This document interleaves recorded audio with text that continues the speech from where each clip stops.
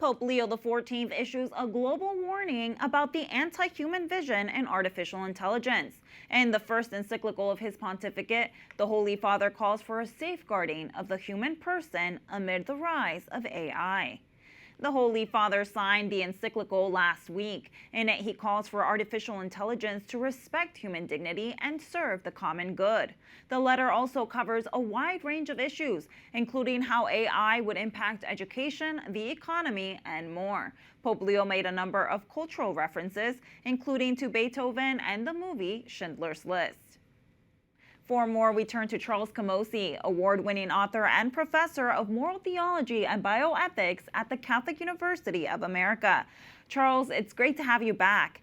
Now, you've been grappling with this question of artificial intelligence for quite some time.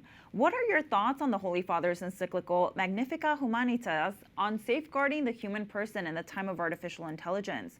Was there anything in particular that struck out to you or that surprised you? Yes, so many things.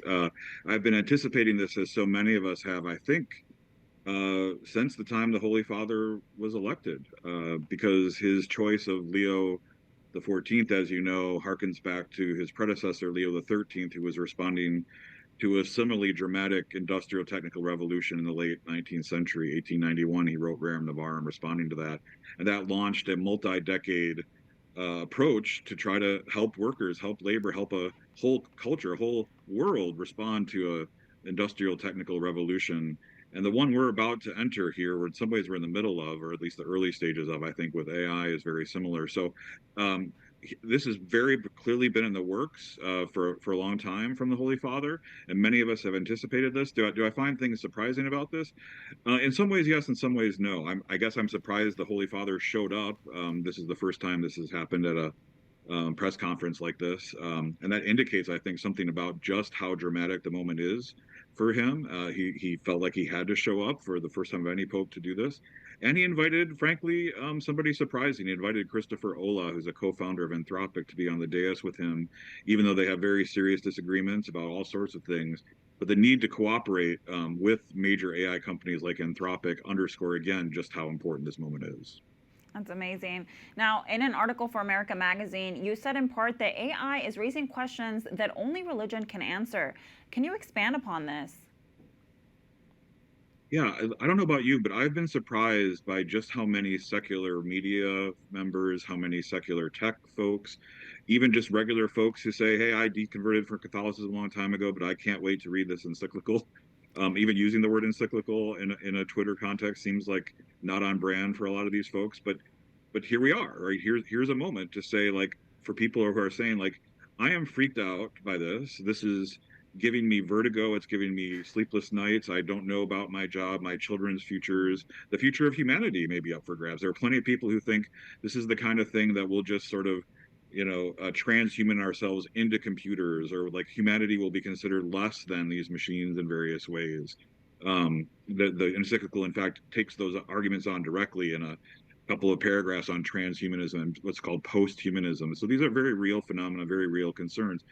And people are looking to faith. People are looking to the church. People are looking to spiritual and philosophical answers to these questions. And that's, again, why it's so important that the church can be able to say we have this huge social tradition. About a third of the encyclical is, in fact, just reviewing the church's social tradition since 1891, saying we have thought about these questions for a very long time. Now, there are new questions here with AI, obviously. So I at least think that these sort of the interest level. I mean, I got interest from Politico, New York Times, Washington Post, The Atlantic. These are not places that normally are interested in what I have to say as a Catholic moral theologian, but they are interested in covering these issues, I think, precisely for the reasons I just said. That's incredible. Now, another thing that you've talked on has been how artificial intelligence could lead to a new kind of public square. What do you mean by this?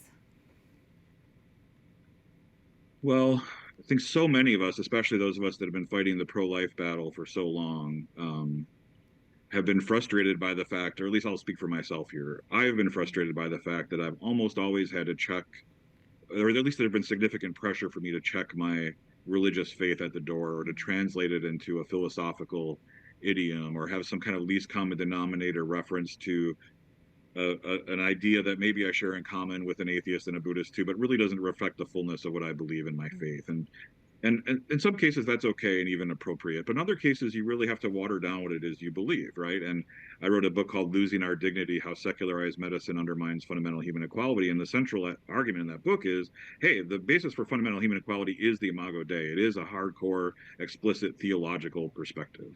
And one of the things so in the debate over abortion, the debate about how to change the Supreme Court or how to make new laws, we basically have to do that. It sounds, in most cases, it sounds like.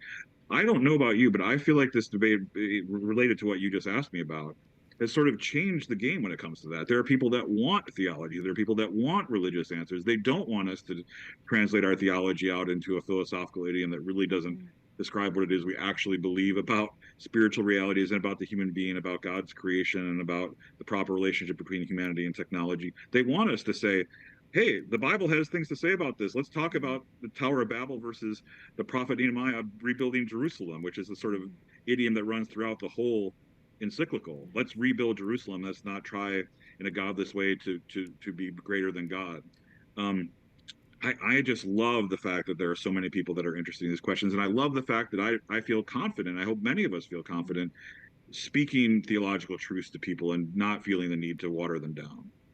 Amen. And so, kind of on this note, what do you think comes next? Like, what practical developments are you expecting to come from the Holy Father's encyclical?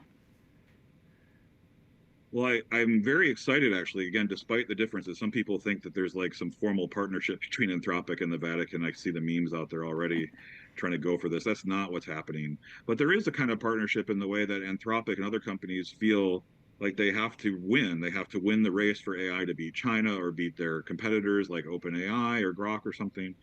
And we need a way to take the energy out of that, because what they and others realize is that competition, which is both commercial, they want to win financially, but they also want to win geopolitically, is really bad, and we're going way too fast. And I think what the church can really step in and do here as a global entity that isn't a nation state, at least in the sense that as a global entity, it's not a nation state, is can step in and say, let's convene, let's partner, let's do what we did with nuclear non-proliferation. Let's do what we did when it comes to slavery. Let's do what we did when it comes to landmines. Let's do what we've done for so long. Let's do what we did in the response to the Industrial Revolution. And let's build a global response to this so that these companies don't feel like they have to have this massive competition, like fight to the death to see who wins and blow past these stop signs, obvious stop signs. So at least that's what I really hope comes from this, is a global sort of response that the church helps lead. I love that. And then in the last 30 seconds, are there any final thoughts you'd like to leave us with? Don't use AI chatbots. It's not a person. 25% of my students, apparently, according to young people, use AI chatbots as if it's a person. Like, no, don't do it. Don't let your kids do it. Let's have these kind of human conversations as much as we possibly can. An AI chatbot is not a person. Amen. Well, Charles Camosy, thank you so much for joining us today. My pleasure. Thank you.